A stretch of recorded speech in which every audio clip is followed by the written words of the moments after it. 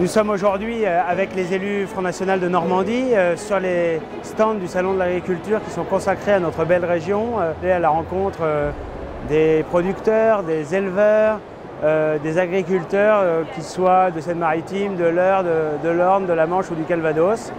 À la fois, nous avons pu voir au travers de notre région, la Normandie, la richesse incroyable de notre terroir normand et de notre terroir français. Et on voit bien aussi qu'aujourd'hui, nos producteurs et nos agriculteurs sont dans une situation dramatique. Dramatique parce que leur pouvoir d'achat s'est effondré, leurs possibilités même de vente sont aujourd'hui très sérieusement mises à mal. Et donc il y a une nécessité absolue et urgente désormais, c'est de défendre les agriculteurs français, de soutenir cette ruralité française qui fait notre richesse et notre fierté. L'Union européenne aujourd'hui est en première ligne pour imposer le libre-échange. Le libre-échange, c'est-à-dire la concurrence déloyale entre les pays hors de l'Union européenne et les pays qui sont aujourd'hui à l'intérieur de l'Union européenne.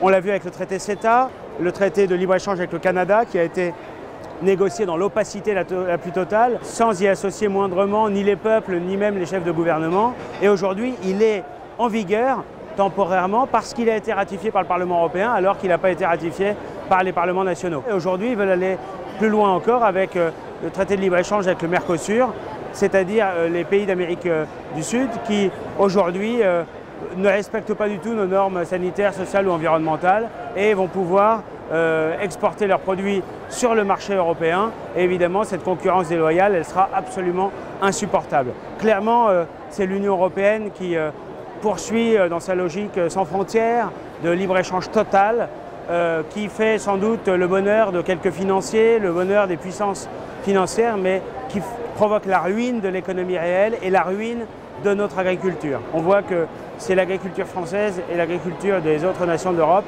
qui souffrent dramatiquement de ces folles politiques européennes. Heureusement, le Front National, le groupe Europe des Nations et des Libertés, est là pour défendre ceux qui font la richesse et la fierté de la France, l'agriculture et la ruralité.